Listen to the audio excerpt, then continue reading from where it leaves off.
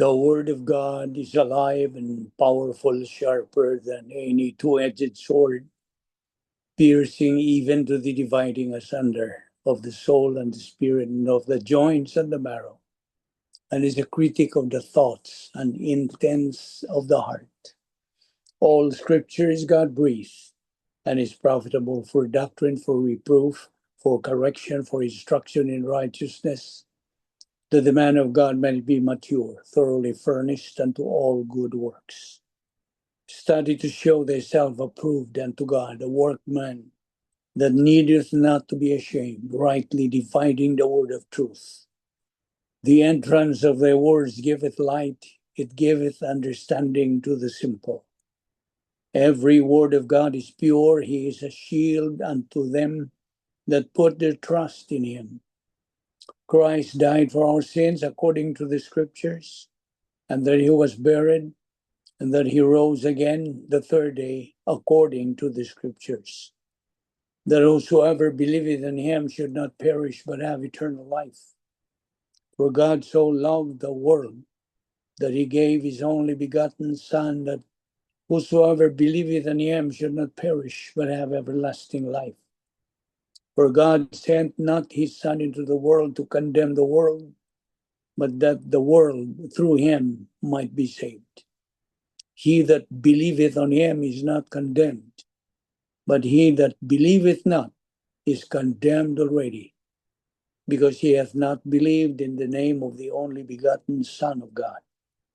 He that believeth on the Son hath everlasting life, and he that believeth not the Son shall not see life, but the wrath of God abideth on him.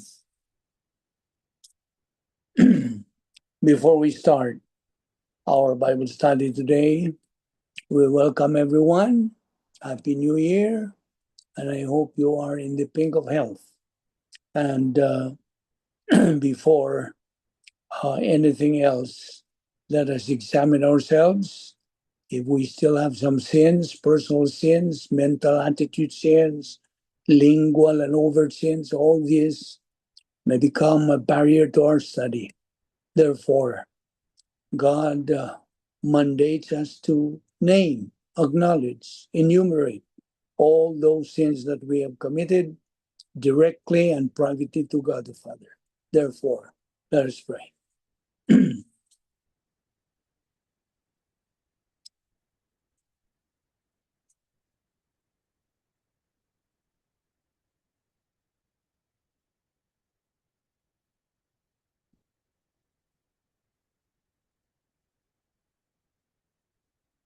Let us pray. Heavenly Father, we thank you for the privilege of this assembly worship today. We thank you for the very principle of thanksgiving, the mental attitude which comes from knowing you through your word, and therefore in having appreciation of who and what you are and what thou hast planned. And so, Father, today as we continue assimilating your word through the teaching ministry of God, the Holy Spirit, we pray that the things we're going to examine from your word, may the words of our mouths and the meditation of our hearts be acceptable in thy sight, and that God, the Holy Spirit, sanctify us to the nourishment of our soul. I pray that you give us the necessary concentration and focus to the doctrines that you're going to teach us today. All this we ask in Christ's name. Amen. Now, before anything else, Ken had a question last time about tithing. So let us take this up before taking all the other doctrines today. And so we are here today because of God's grace. And it's courtesy of God's mercy, love, and grace and benevolence. We don't deserve it. We don't earn it, nor do we work for it. So we have this time allotted to concentrate on the teaching of the Word of God, assimilating it, and taking it into our soul, because this is the food for our soul. And so, because time is of the essence, it is the expression of God's grace. So we know that God's timing is perfect. So we are here making use of God's time that He has allotted for us to study His Word. Tithing. The question is tithing or giving 10% of income legit or required today? Okay. Whether tithing is giving of 10% of income. So the question is this legit or required today as a major point? And of course, this is a major point of debate in Christianity, with strong arguments on both sides. Many churches teach it as a vital command for supporting the ministry and showing faith, while others argue the New Testament emphasizes generous, joyful giving over a strict Old Testament law, making 10% a guideline, not a mandate, though supporting the church remains crucial. Now, it's a matter of personal conviction, not salvation, with varying views on whether it's a law or a principle of generous support for the church and needy. Now, we take about the new covenant. Some believe tithing was part of the Mosaic law, which Christians are no longer under. Of course, we are no longer under the law. The New Testament focuses on generous, cheerful giving, not a specific percentage. Now, generosity over obligation. The New Testament encourages giving what you decide in your heart, not under compulsion. That is in 2 Corinthians 9, 6-7. In verse 6, it says, "But this I say, he which soweth sparingly shall reap also sparingly, and he which soweth bountifully shall reap also bountifully." In verse 7, "Every man according as he purposeth in his heart, so let him give, not grudgingly or of necessity, for God loveth a cheerful giver." Now, more on tithing. Why tithing is not applicable today, the church age doctrine. Number one, tithing belongs to the Mosaic law. Okay? Tithing was part of Israel's national law, not a universal command. It supported the Levitical priesthood, the temple system, national festivals, and welfare. In the book of Numbers, chapter 18, verse 21, it says, "To the sons of Levi, I have given all the tithe in Israel." The church is not Israel, and the church is not under the law. Okay? Number two, there were actually multiple tithes. Contrary to popular teaching, Israel did not give just 10%. Number one, Levitical tithe, 10%. That's in Numbers 18. Number two, festival tithe, 10%. That's in Deuteronomy 14, 23-27. And number three, poor tithe, 10% every third year. Deuteronomy 14, 28-29.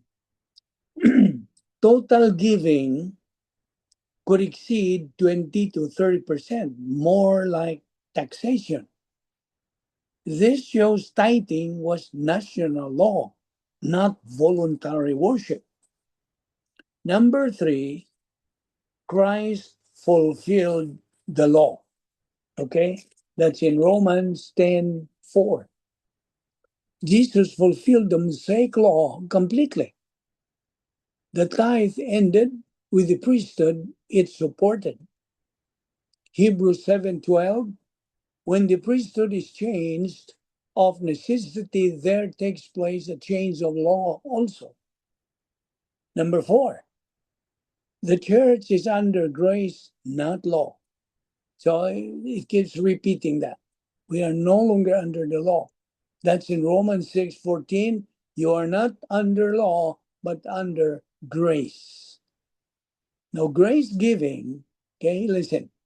For grace giving, voluntary, personal, based on capacity, free from percentages. Any fixed percentage reintroduces legalism. Number five, New Testament giving is never called a tithe. Every New Testament instruction on giving avoids percentages, emphasizes motivation and discretion.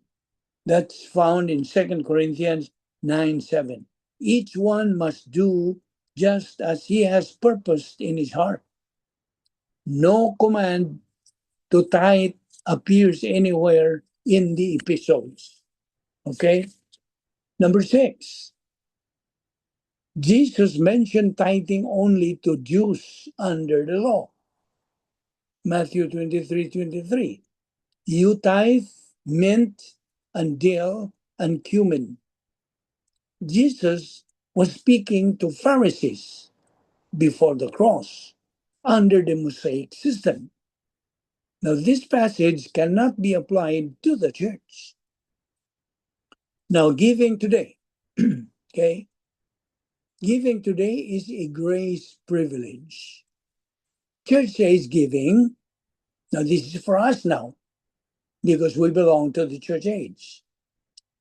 Church age giving is worship, not obligation. Grace, not taxation. Invisible, not coerced. 2 Corinthians 8:3. They gave of their own accord. I hope you are following this. Okay. Number 8. Why tithing? Teaching persists. It provides predictable income. It appeals to guilt and fear. It simplifies stewardship teaching. But simplicity is not accuracy. Number 9, one clear conclusion. Tithing, listen, tithing was a legal requirement for Israel.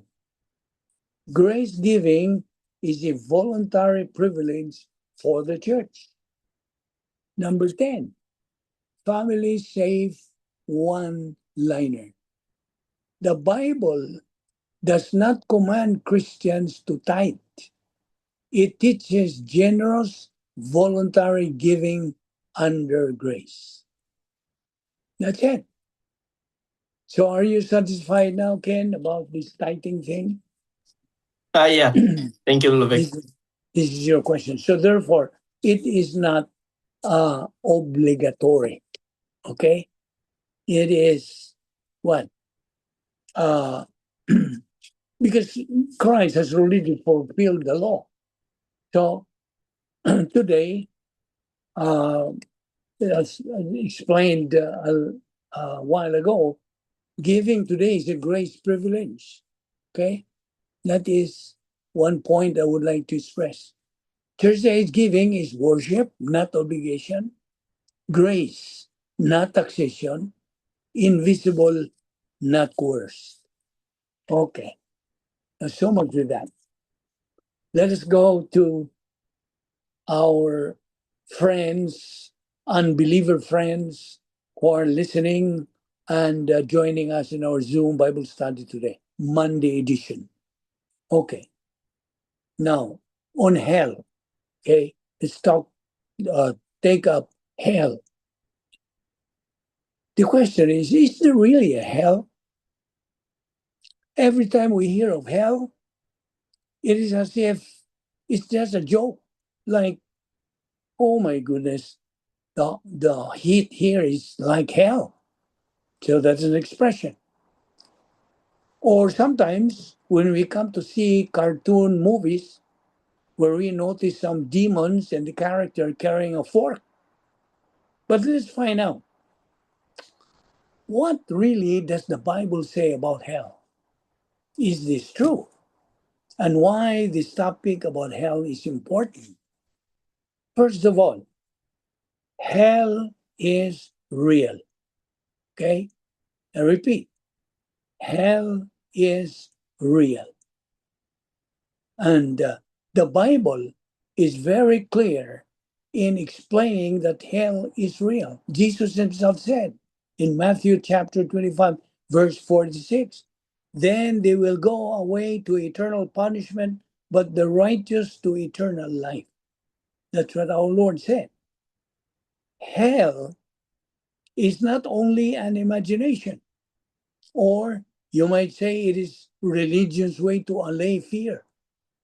Hell is eternal punishment, which means this kind of punishment is not going to end. It is endless.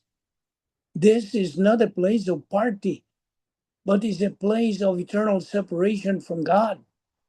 It is a place of darkness. There is no love there, no hope. Hell is real, and it is an everlasting punishment. Secondly, hell is the consequence of sin. The question, for whom is hell prepared? Matthew 25:41 again. This place is prepared for the devil and his angels, and this is not prepared for man originally. So it's not for us. But because all of us had sinned, we're going to be part of its judgment. Romans 3:23 clearly states, all have sinned and come short of the glory of God. Also in Romans 6:23 it says, for the wages of sin is death, but the gift of God is eternal life in Christ Jesus our Lord. You see, God's standard is holiness and perfection. That's the reason why, even how good a person is, his good works can never be enough to meet God's standard. So, if we have no Savior, we ourselves have to pay for our sins, and its penalty is eternal separation from God in hell. Thirdly, God does not want anyone to be in hell. However, here is the good news. Listen to the good news. God is not willing that anyone should perish, but that all should come to repentance. Where can you find that? It is in 2 Peter chapter 3, verse 9. Also in 1 Timothy 2:4. God wills that all will be saved and come to the knowledge of the truth. Now, did you know that born again believers are no longer sinners? Are you shocked to hear that? Born again believers are no longer sinners. If you are in Christ, listen, if you are in Christ, meaning you have accepted our Lord Jesus Christ as your personal Lord and Savior, you got saved. You were born again. So you are no longer a sinner. You are in Christ. You see, a certain Brian Romero posted in his podcast the following, and I quote, one of the most common phrases heard in Christian circles is, I'm just a sinner saved by grace. While it may sound humble, It quietly contradicts what the finished work of Christ actually accomplished. When scripture is read through the lens of the cross, resurrection, and new covenant, a liberating truth emerges here. If you are in Christ now, you are no longer a sinner by identity. No longer. You were a sinner, now you are something entirely new. The gospel does not announce that sinners are improved. It declares that sinners are crucified with Christ and raised into a new identity. Salvation, is not a behavior management. It is death and resurrection. Scripture does not say your sins were cleaned up. It says your old self was put to death and a new self was created in Christ. Before Christ, sinner was an accurate description. Yes, it was the accurate description about you. Sin was our nature, our position, and our condition. But after faith in Christ, Scripture no longer defines believers that way. Believers are called saints. You are a saint now if you are a believer. They are called righteous, holy, blameless, children of God, and new creations. These are not aspirational titles. They are present tense realities because they are based on what Jesus did, not on how well we perform. The cross did not merely forgive sin, it removed the sin as an identity. Jesus did not just die for your actions, he died for your old sin nature. When Christ was crucified, your old self was crucified with him. When Christ was raised, you were raised with him. This means that the person who was defined by sin no longer exists. The person was buried. This is why Scripture never refers to believers as sinners after the cross. Believers may still commit acts of sin, but committing sin is not the same as being a sinner by identity. Identity produces behavior, not the other way around. When believers continue to call themselves sinners, they unknowingly agree with it, a level Jesus already removed. Now, there is security in salvation. You have been baptized by God the Holy Spirit that puts you in union with Christ. And that union is forever. You are now united with Christ. Now, so there is security in salvation. You are already eternally secure as far as your salvation is concerned. Now, a certain Brian Romero also said, the words of Jesus Christ leave no uncertainty about the security of salvation.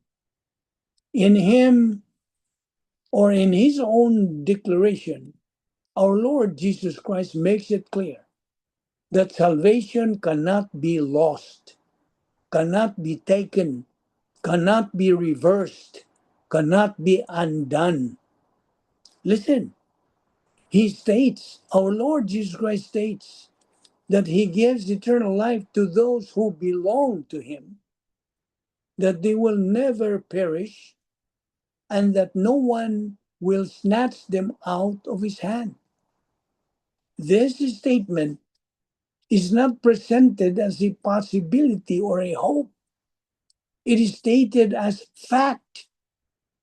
Eternal life is not temporary life, not probationary life, or conditional life. It is eternal. because it comes from Christ himself. Our Lord Jesus Christ does not say believers might never perish. He says they will never perish.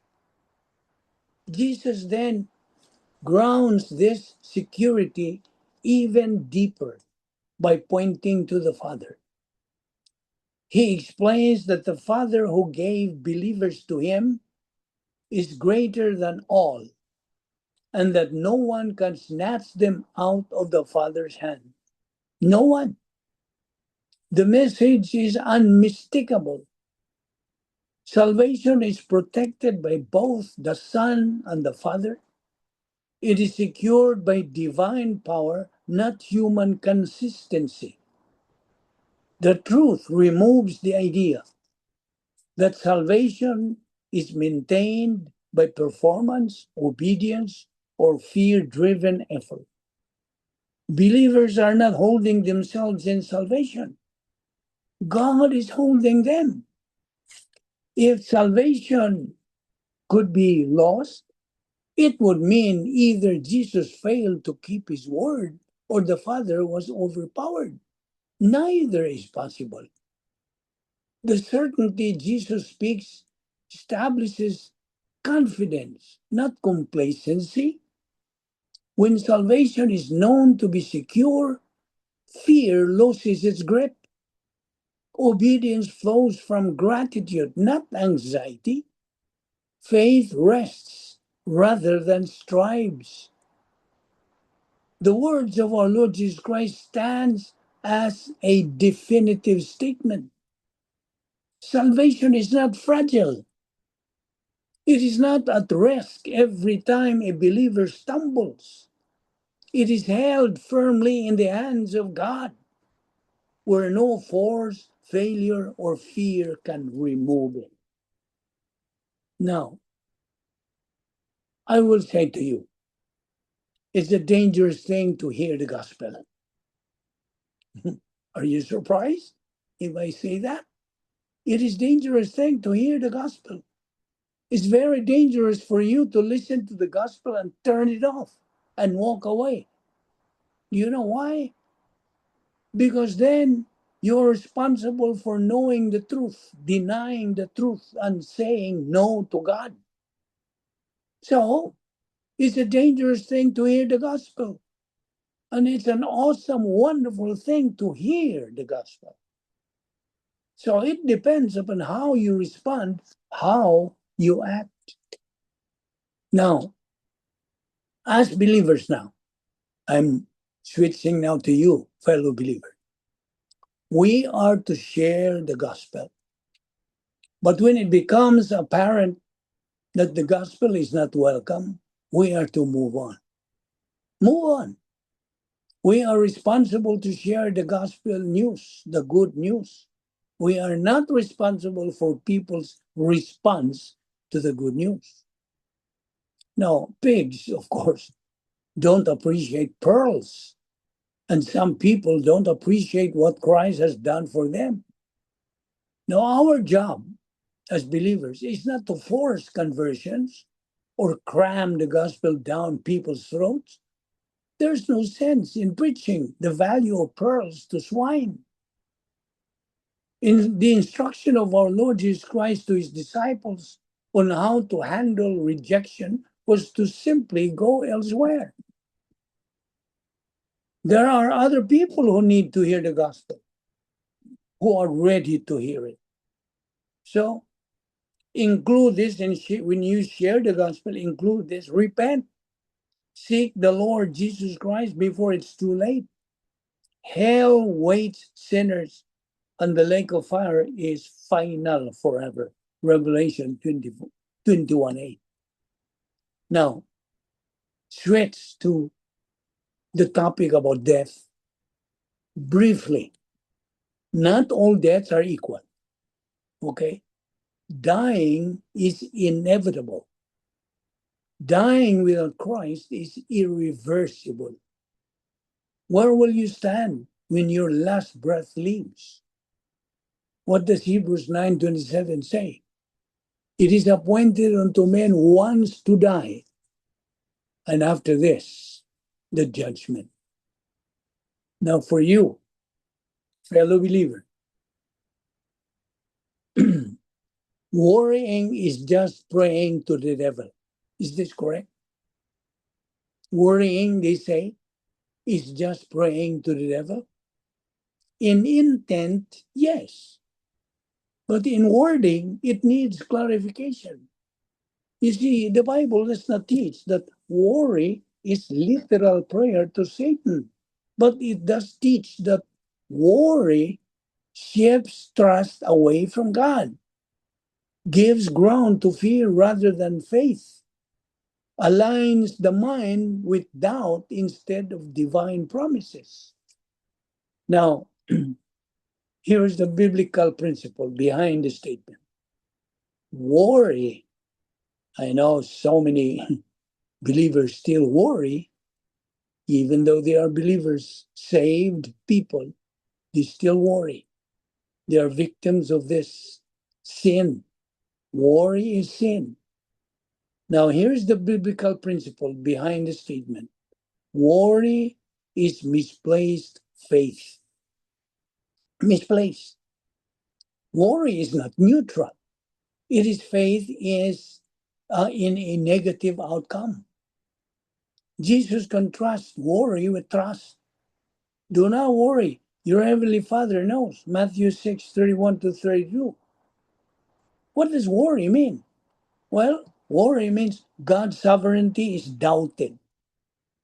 What else? God's provision is questioned. God's character is temporarily ignored. What else? Well, the devil operates through fear and anxiety. Scripture associates Satan with fear, accusation, mental pressure. What does First Peter 5:8 say?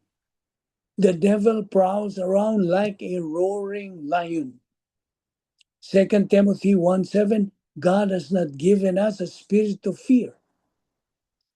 Now, when we worry, we are responding to fear, which is Satan's primary tool, but not worshiping or praying to him, to God. A more accurate and biblical way to say it, instead of worrying is praying to the devil, say none of these. Worry is trusting fear instead of God. These are biblically precise and harder to dismiss. What scripture commands instead of worry? Okay, here comes the scripture. Philippians 4:6. Be anxious for nothing, but in everything by prayer and supplication. But let your request be made known to God, and the God of peace with all of those. Okay, that's Philippians 4:6. Notice, anxiety and prayer are opposites. Prayer transfers the burden. Worry keeps it. You cannot truly pray and worry at the same time. No. Here is the doctrinal summary. Worry is not a sin of emotion, but a sin of misplaced trust. Misplaced. It does not empower Satan, or it does empower Satan directly. It empowers him. It does weaken spiritual momentum. Faith rest neutralizes worry. 1 Peter 5:7, cast all your cares upon him because he cares for you. Now here's one clear shareable line. It is shareable. Worry is what happens when we stop trusting God's sovereignty and start listening to fear. Now, in the 700 Club, focus on the Lord. Do not focus on the faith you feel you don't have. Do not focus on where you feel you are coming up short. Focus on the Lord. Focus on Jesus. Look at the cross. Look at the resurrection. Let's take our minds off our deficiencies where our faith is lacking. Look to Jesus. Apostle Paul talks about looking at the things above, meditating on the things above, the things of heaven, not what is around us. Now, here is a very controversial and crucial topic which I would like to discuss again. We have taken this up, but we have to repeat this lest you forget. How true is this saying? I'm addressing this to you, fellow believer. How do you, or what is your idea about this as far as your doctrine is concerned? God helps those who help themselves. I think most of us have heard this ever since we were small, right? God helps those who help themselves. Actually, listen, I'm asking you, is this teaching true? Does the Bible actually teach this, that God helps those who help themselves? Here is the truth. God only helps those who are helpless.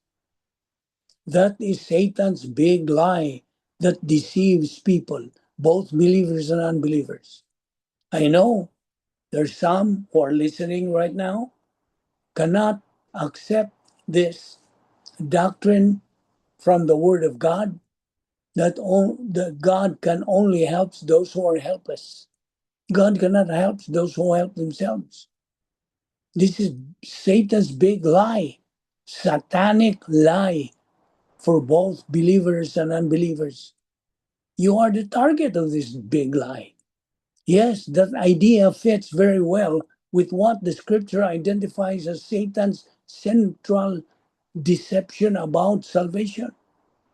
Number one, God helps those who help themselves is not biblical. I repeat, God helps those who help themselves is not biblical. That phrase does not appear anywhere in the Bible. It comes from human philosophy and moralism, not divine revelation. In fact, it directly contradicts the gospel. Salvation in Scripture is never presented as God responding to human effort. It is always God acting for those who cannot help themselves. Romans 5:6 says, "For while we were still helpless at the right time, Christ died for the ungodly." Listen very carefully on this. It's very important. The key word is helpless, not improving, not trying harder, not meeting God halfway. Okay? Now, number two, Satan or Satan's lie makes salvation about human merit.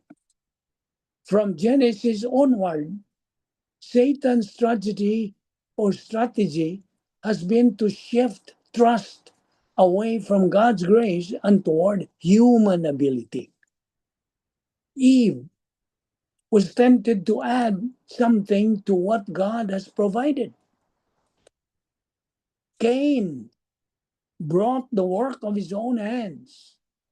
Israel repeatedly trusted law keeping instead of God. The Pharisees trusted morality and religion. Apostle Paul, exposes this clearly. 1 Corinthians 11:3, I am afraid that your minds will be led astray from the simplicity and purity of devotion to Christ. God helps those who help themselves, replaces grace with self-reliance, which is the very essence of pride, the same sin that caused Satan's fall. Isaiah 14 and Ezekiel 28. Number three, the biblical truth, God helps the helpless, the gospel is shocking precisely because it offends human pride. Ephesians 2, 8 and 9, and you memorize that, I know. For by grace we have been saved through faith, and that not of yourselves is a gift of God, not of works, lest any man should boast.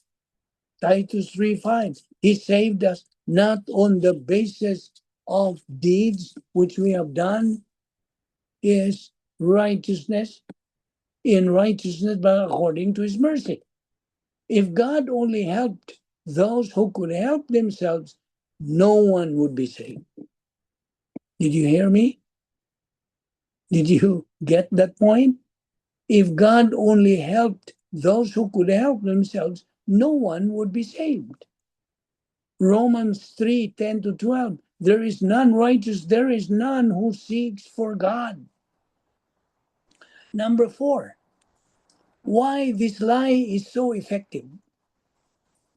Well, this saying sounds moral, responsible, fair, empowering. This saying, but it subtly denies the cross. The denial is very subtle because if we could help ourselves, then Christ did not need to die. Understand? Galatians 2:21 says, if righteousness comes through the law, then Christ died needlessly. That is why this lie is so dangerous. It keeps unbelievers religious but lost, confident but condemned. Number 5, a clearer biblical way to say it. You are exactly right in how you phrase the contrast. A biblically accurate statement would be God saves those who know they are helpless. Or as Jesus said, Matthew 9:13, I did not come to call the righteous but sinners. Number 6, bottom line. Yes, teaching God helps those who help themselves in relation to salvation is a satanic distortion of the gospel. It replaces grace with works, faith with effort, and Christ with self. Now, the true gospel declares we were dead. We were helpless. God did everything. Christ paid it all. I'll give you clear, grace-centered wording you can use that is biblical, non-rebellious, and non-confrontational with doctrinal precision. Number 1, short, gentle explanation, conversation friendly. This is how you present. A lot of people say God helps those who help themselves, but the Bible actually teaches the opposite when it comes to salvation. Scripture says we were helpless, and that's exactly why Christ had become better, had to come. Salvation is not God helping good people become better.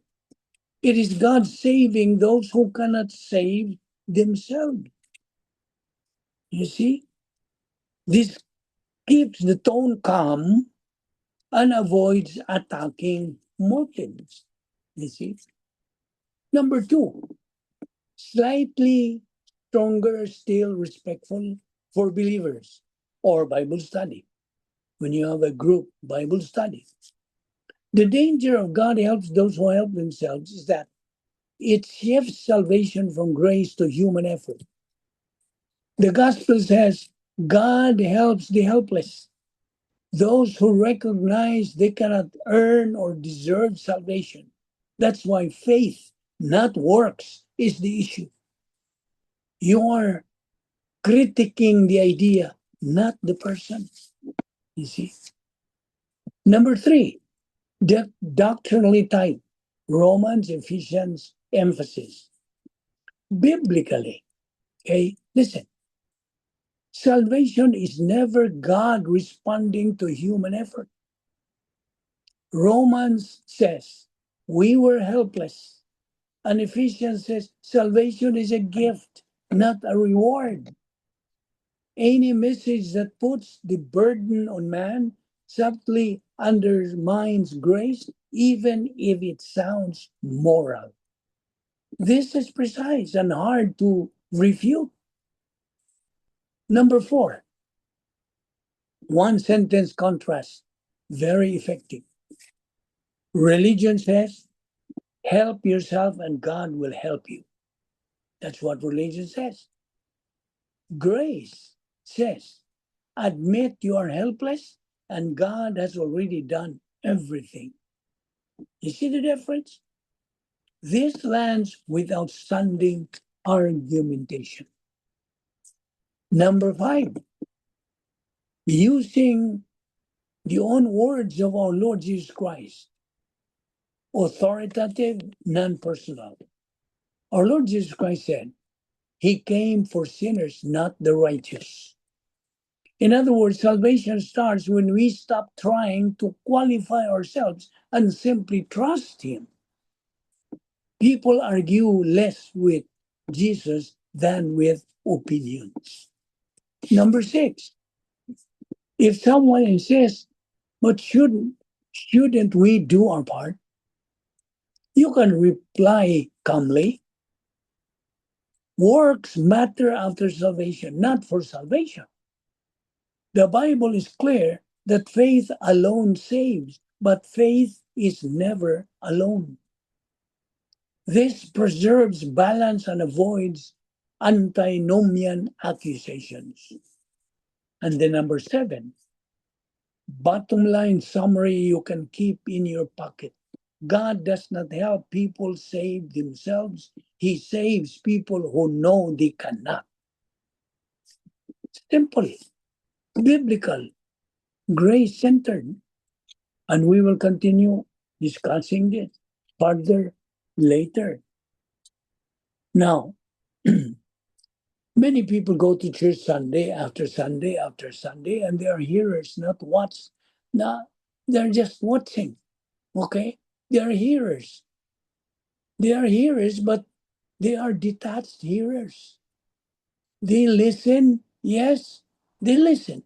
As long as they hear something that will help them, maybe a little better or help them in some situation, some circumstances in life. But when it comes to responsibility, when it comes to commitment, all of a sudden they become detached.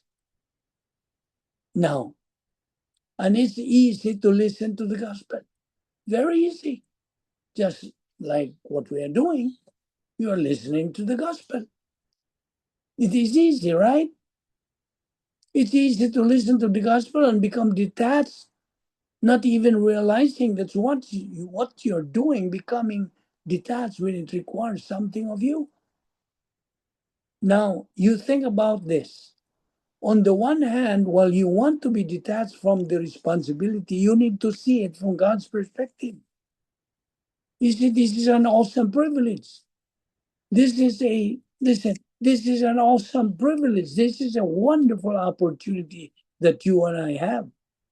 To do what? To do what? To join with the person of the Lord Jesus Christ in helping change people's eternal destiny. That's what we're doing. We trust in the Lord Jesus Christ as our Savior, and we share the gospel with someone else. What we're doing, we are not only doing what He said, we are not only sharing the gospel, but something is happening to people. Their eternal destiny is being changed. You see? And while we are studying God's Word, taking in doctrine, assimilating it on a daily basis, then we'll know more about God's plan for our life. Part of this plan is, as we base it on His chronological timetable, the rapture is coming. The rapture. If our Lord comes today to take us believers in the rapture, would you be ready? or busy with sin. Matthew chapter 24, verse 42 says, so you too must keep watch, for you don't know what day your Lord is coming. Imagine, you're busy calling your phone, then you are laughing, or maybe you are in your work, or you're in a party, happy and drinking.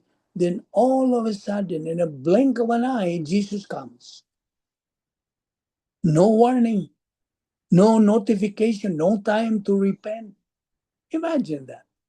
In the blink of an eye, everything that once mattered to you, your job, your money, your fame, your social status, your pride, suddenly they become meaningless. I just want to share with you this wake-up call, my friends, my fellow believers, because there are many people who say, oh, I will surrender to God later. What if that later never comes? What if today is the day the Son of Man appears in glory? All of a sudden you hear a trumpet from the sky. Matthew 24:44 says, you also must be ready all the time, for the Son of Man will come when least expected. The Lord does not come when the world will be ready, but at the time when people are doing evil and other abominable activities where they think they are okay for them to do, and that's normal for them to engage in, as what's going on in our day and age. That's why we are bringing to your attention as a reminder that if you knew that you would meet Jesus today, for example, if you know he's going to come tonight at 8 o'clock, how would you live your life? So if you know that the Lord will come at 8 p.m., how would you live your life for the rest of your remaining hours? As a believer, you are supposed to know what you are going to do. So, back to you, unbeliever. If you don't believe in eternal security, to be eternally secure, then you don't believe the gospel. The truth of the gospel is that when you trust Christ, he gives you eternal life and will never cast you out and will never cast you out and never lose you. That's what makes it good news. It's not good news to have it for a day, for a week, for a month, for a year. It's to know that you have eternal life and know that you're going to heaven whenever you die. That's what makes it a good news, and that it's free. So it has to be free, and it has to last forever. Any one of those missing, it's not good news. You know that? Now, for you, believer, Christianity is often called a religion, but in the Bible, it is described more as a relationship with God through our Lord Jesus Christ, not a system of rituals or human works. The word Christianity is not in the Bible, but the concept is everywhere. So the question is asked, is Christianity a religion? Because if religion means human attempts to reach God through rituals or good works, then biblical Christianity is not a religion. Biblical Christianity is God reaching down to man. That's grace. Through the person and work of our Lord Jesus Christ, received by faith alone, Ephesians 2:8 and 9. But the Bible does not use the Greek word treskia, religion, in a limited way. Christianity is best understood as a relationship, not a ritual. Because salvation is not earned by human effort. Titus 3:5. Not by works of righteousness which we have done, but according to his mercy he saved us by the washing of regeneration and renewing of the Holy Spirit. Where in the Bible can you find this idea? Well, Here are the key words. Number one, salvation is not religious works. Ephesians 2:8-9. For by grace you have been saved through faith, not of works, lest anyone should boast. This directly denies salvation by ritual or religion. Number two, Christianity is a relationship with Christ. John 17:3. This is eternal life, that they know you and Jesus Christ, whom you have sent. Eternal life is knowing God, not doing rituals. Believers are called Christians. The word Christian appears 3 times. In Acts chapter 11, verse 26, the disciples were first called Christians in Antioch. In Acts 26:28, you almost persuade me to become a Christian.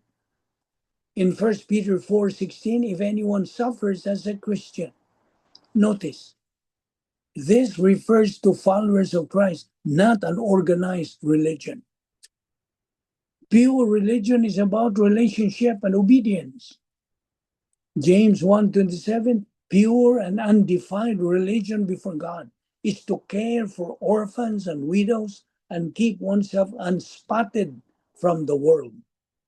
Here, religion means practical faith, not rituals. Number 5, Christianity is based on faith, not religion. Philippians 3:8-9, Paul rejects his former religious achievements, not having my own righteousness, but that which is through faith in Christ. And number 6, God seeks worshipers in spirit and truth. That's relationship. John 4:23-24. True worshipers worship the Father in spirit and in truth, not in a temple or ritual system.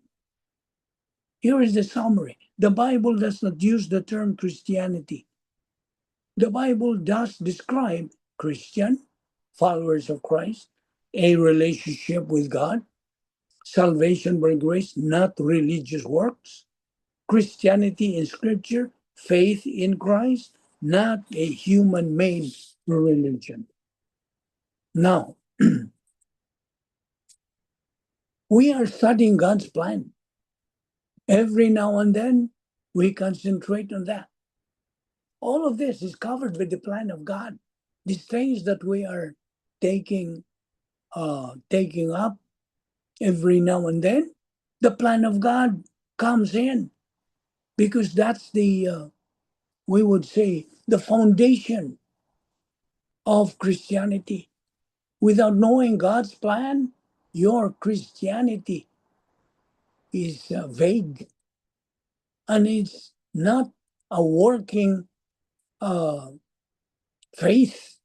Therefore, we are studying God's plan so we will know how to live the Christian way of life. As we said, the Christian way of life is a supernatural way of life, and as such, it requires a supernatural way of execution. A believer has a choice whether he wants to become a successful, victorious, progressive, winner believer, or a loser believer. It's all a matter of choice. We always say that. God is giving you the choice. That's why He gave us volition to use. We have already studied the fact that a person who believes in Christ has 2 things that happen to him. He is in union with Christ, and he is in fellowship with God temporarily. You see, these 2 things have changed you as a person automatically at the moment of salvation. Now, as a believer, I'm addressing to you as a believer who does not know this particular doctrine I'm talking about is just a confused believer. He is a disoriented believer. He is disorganized believer. Although he's a believer, a saved person is going to heaven after he dies. Remember, once a believer, always a believer. We have always taken that up. One of God's provision for every believer is what? To confess your sins. Never retain any personal sin in your soul that will devastate your Christian life. You will never be able to execute the unique spiritual life. So, confession. We even term it as rebound because you bounce back from outside, bounce back inside. That's grace recovery.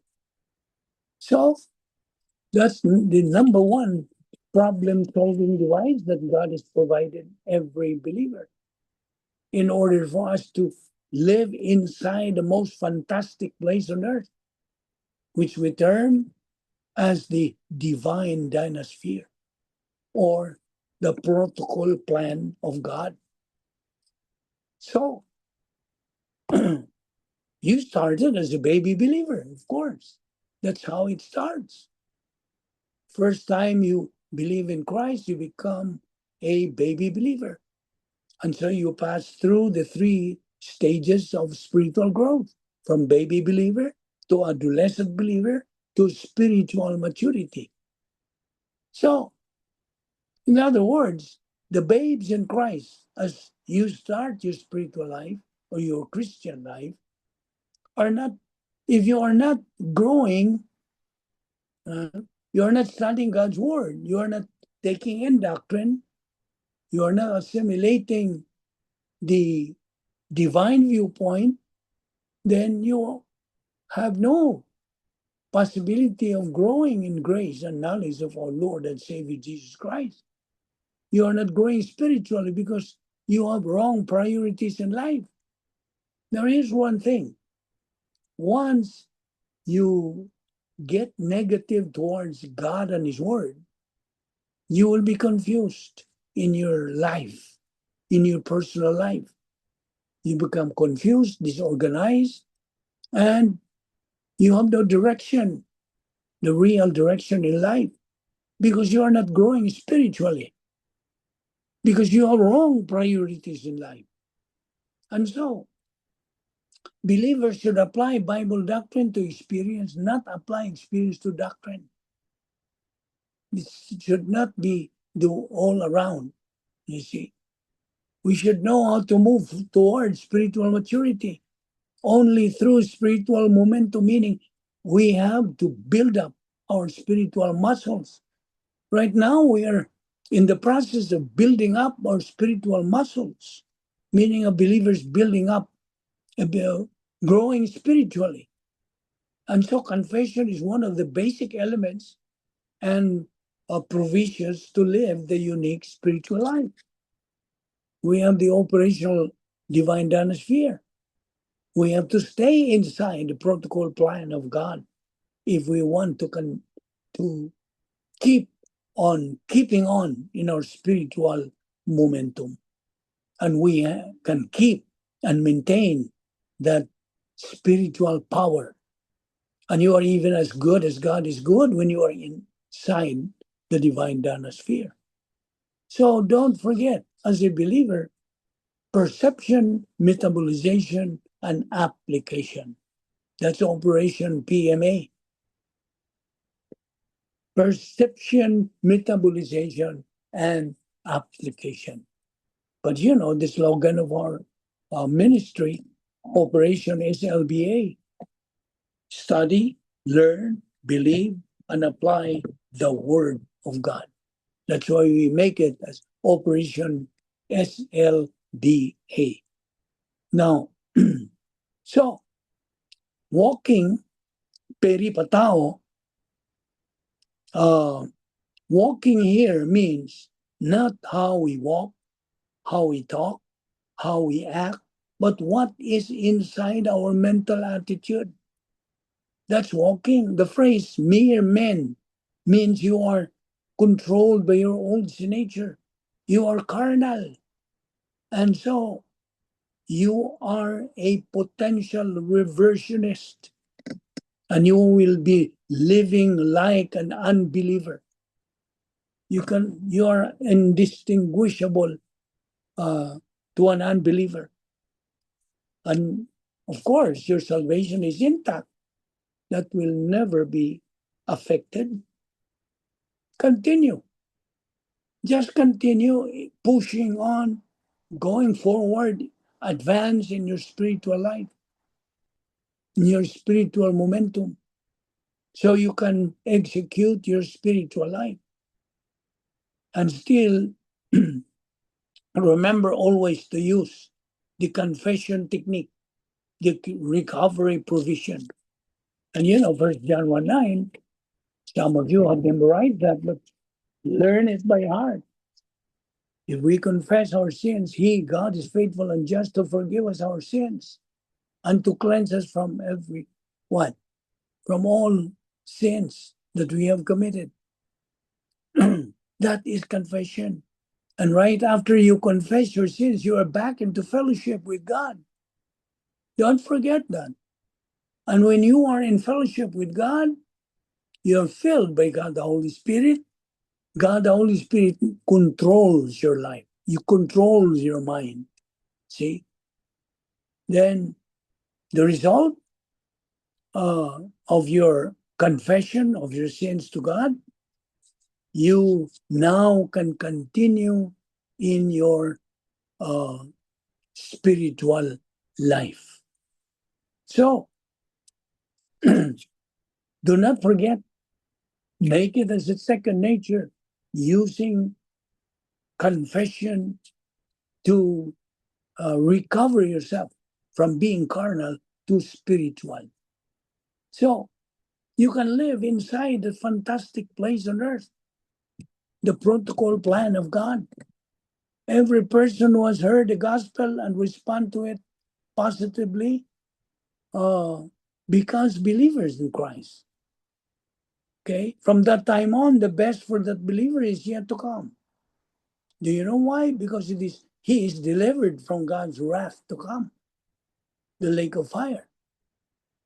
You unbeliever listening to our Zoom Bible study today, once you believe in Christ, you are delivered from God's wrath to come, which is the lake of fire.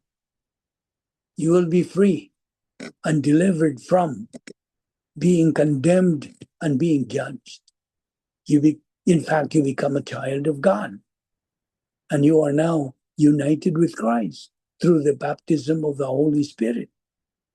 And so, you enter into the protocol plan of God for you to be able to live the spiritual life. Now you're a believer. You have the potentiality to become a winner and become a what?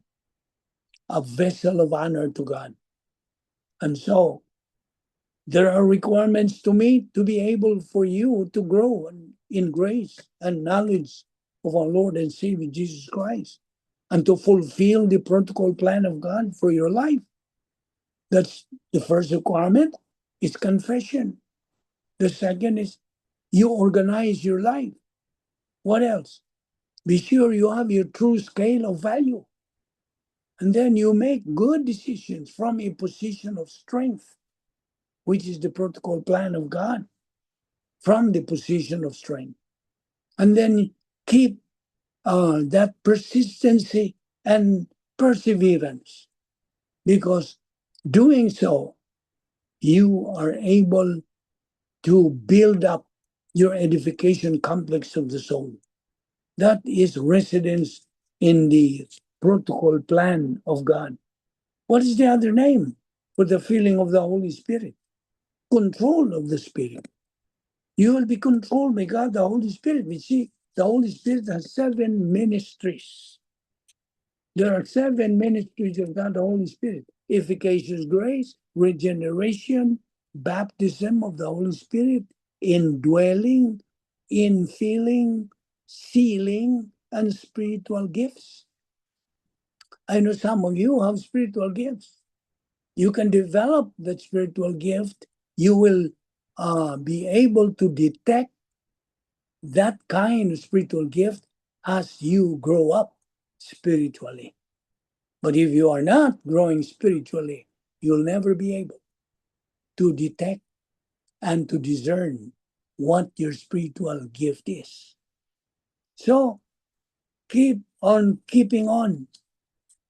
That as you continue, you will know that you have a security guard in your soul now. And that guard can only be acquired inside the protocol plan of God, because you are filled by God the Holy Spirit and controlled by the Holy Spirit. And you have that inner happiness.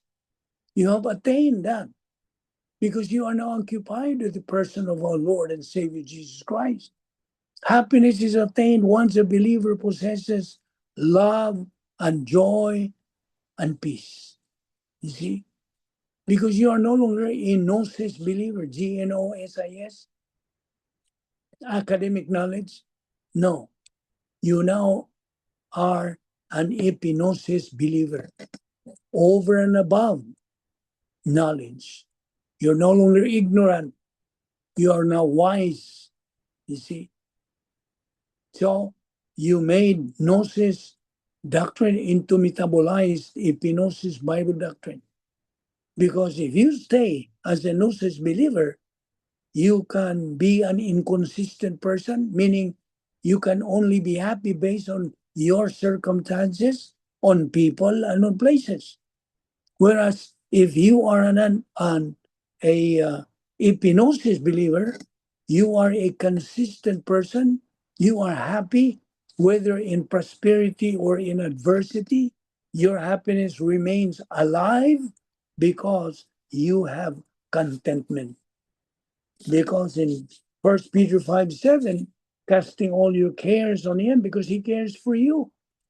That is being quoted from the Old Testament in Psalms 55:22. Cast thy burden. In Hebrew, it's Yacham. Cast your burden upon the Lord, and he shall sustain thee. He will never allow, etc., etc. Human efforts cannot assure 100% certainty. Only 100% confidence in God through his word assures certainty without any doubt. You see? You are still doubtful because you are still haphazard in your growth, spiritual growth. That doubt can be taken away. You can cancel it once you grow up spiritually. Remember, it's all again in our mental attitude.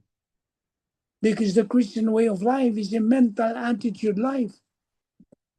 For every believer, he is given the 10 problem-solving devices by God, available every day, every moment of every day. See, these 10 problem-solving devices should circulate now in the stream of your consciousness. Remember, the rate of learning must exceed the rate of forgetting. If you are slack in the day of distress, thy strength is small, as Proverbs 24:10 says. And get this, every time we face any tragedy, any disaster in life, when we fail, that means we are not mature spiritually yet. That is our goal. The common goal of every believer is to reach spiritual maturity. It is our utilization of God's assets. We have to set our minds on things above, as Colossians 3:2 says. A believer's contentment is all in the right lobe with the mentality of his soul. He must transfer his doctrine from the left lobe to the right lobe. The left lobe is the hearer lobe. The right lobe is the doer lobe. It is the believer's mind that builds his relationship with God. Don't you forget that the Christian way of life is a mental attitude life. We have to you have to saturate our mind with the word of God, the mind of Christ. 1 Corinthians 2:16. If you don't have peace under pressure, there is something wrong in your mental attitude. Where can we get or learn our strength? Where? I have been asking you this. I'm asking you again. Where can we get or learn our strength? Where? It's from our weakness. You see? Consistent post-salvation epistemological rehabilitation is what we need to have to discern our weakness. All of us have weaknesses. Yes. You see, that makes us potential losers in life. If we don't study God's word and we don't discern our weaknesses, we don't realize how weak we are and how fragile we are. No believer can hide his mental attitude. God sees it very clearly, like an open book. Although God allows us to think what we want to think, He holds us responsible, answerable, and accountable for what we think. The mind of Christ is what God wants us to have in order to acquire peace, confidence, stability, tranquility. You see? Strength of mind. For God has not given us a spirit of fear, but power and love and a sound mind. That's in 2 Timothy 1:7. The subject here is stability of mind. That is our goal, to maintain stability of mind. It is the direct result of peace, tranquil mind. How do you acquire tranquil mind? By studying God's word, by circulating the mind of Christ in the stream of our consciousness. See? Stability is judged by the status of the believer's reaction to circumstances. How do we react to circumstances? If his mind is filled with metabolized Bible doctrine, he will be mentally stable. You see? Christ controls history. Nothing and nothing happens in this universe without the knowledge of our Lord Jesus Christ. If you are already inside the protocol plan of God, what will you fear? And whom will you fear? If God is with us, who can be against us? The Word of God says. So the true courage. True courage is a result of confidence in God. And confidence in God can be maintained, can be developed as you continue persistently staying in the protocol plan of God. Fear and power are antithetical. 1 Timothy 1:7 again, for God has not given us a spirit of fear, but power and love and a sound mind. So, God gave us a sound mind through courage. Stable means sound judgment. The sound mind. This comes from Bible doctrine metabolized in our soul, not from emotion. Now, what is the example of true courage? Can you cite to me example of true courage from the Bible? Of course, David.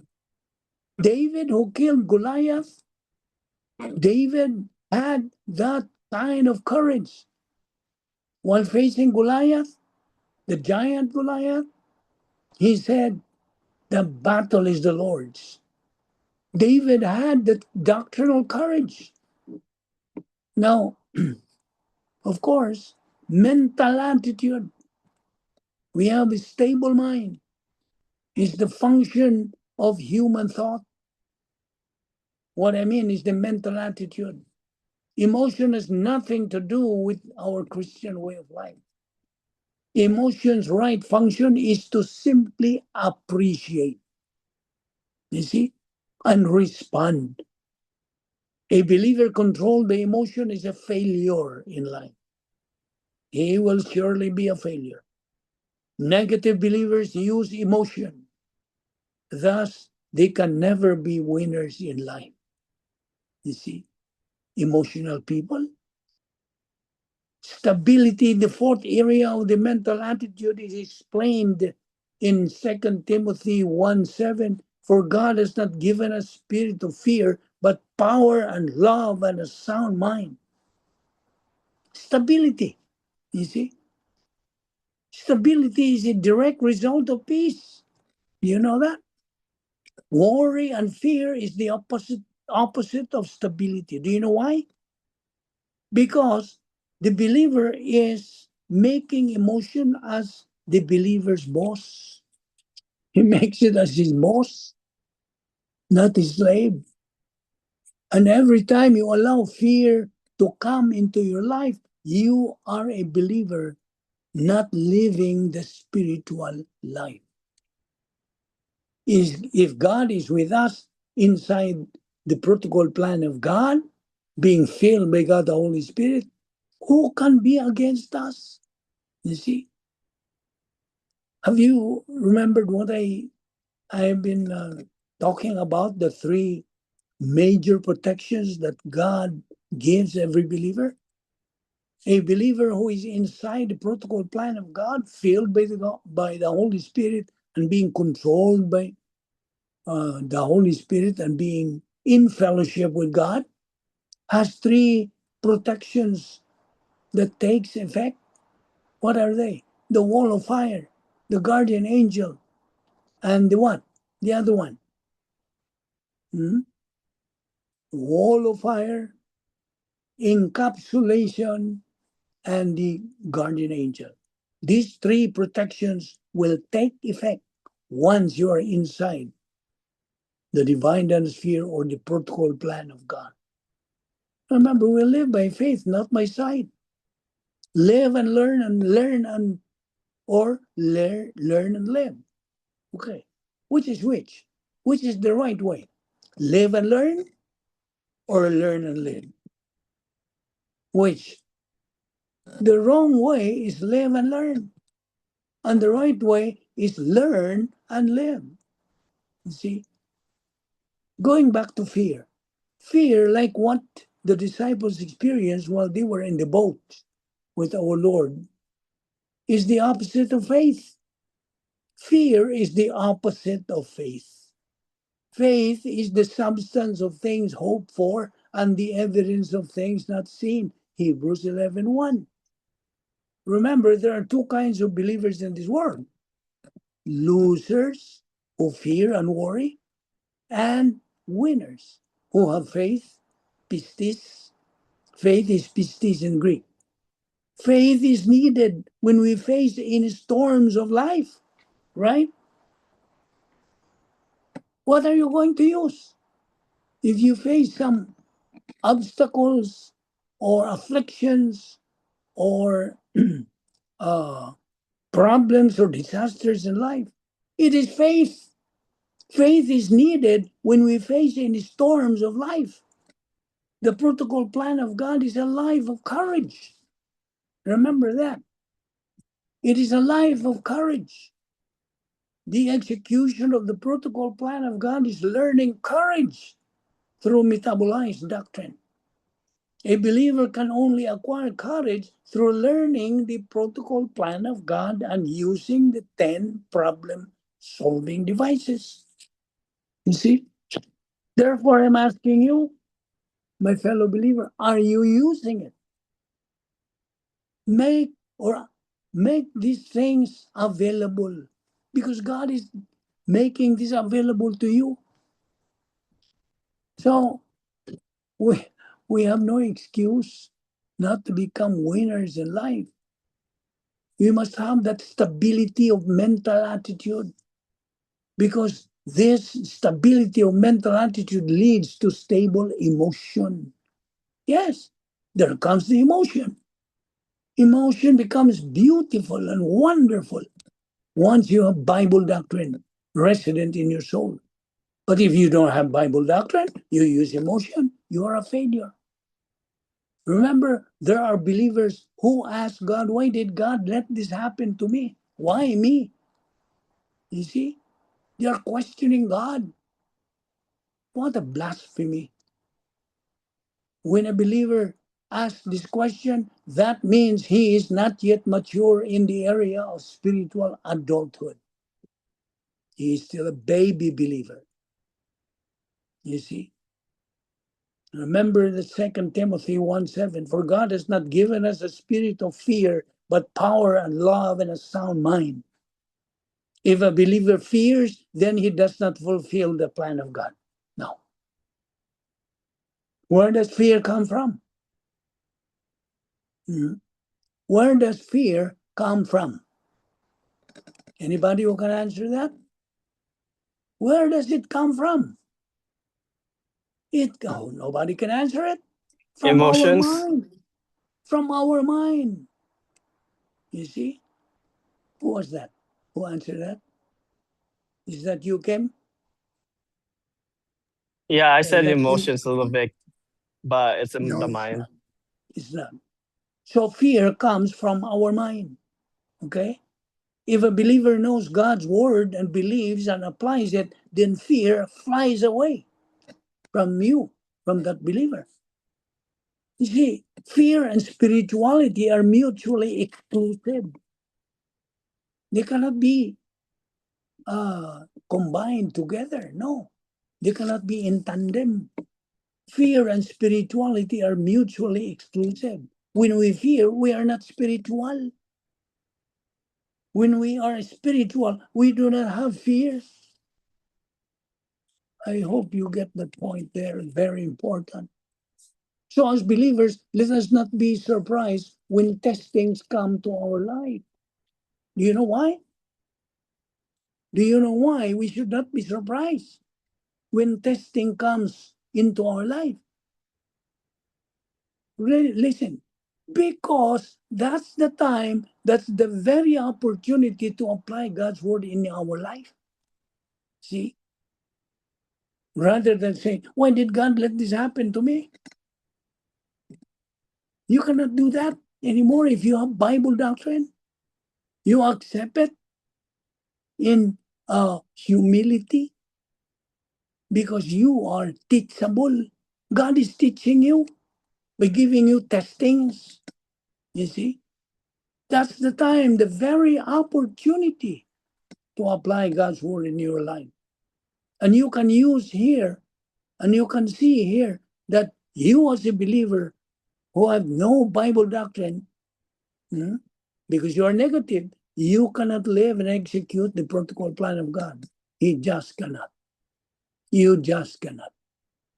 And so we will continue this discussion tomorrow. Is there any question?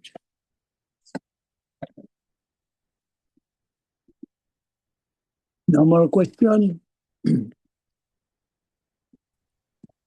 Wala. Wala. Okay. We will continue our Zoom Bible study tomorrow. So, can we ask Ken to lead our closing prayer? Ken? Yeah, Ludovic. Dear Heavenly Father God, we thank you for this time that we have the opportunity to hear your word. Lord Jesus, I just pray that you continue to challenge us, motivate us to continue to seek you, continue to intake your word, and be a doer rather than a hearer, Lord. I pray that you continue to touch people, our family and friends' heart to be open to you, Lord. And I just pray that you continue to use Lulovic's ministry to reveal yourself, and pray that the Holy Spirit can continue to teach us the truth. In Jesus' name we pray. Amen. Amen. Bye. See you tomorrow. Thank See you you, Lulovic. tomorrow. All right. Thank you. Bye-bye. Thank Bye-bye. you. Thank you, everyone. All right. Okay. Thank you. Good night. Bye-bye. Okay, bye-bye. Bye.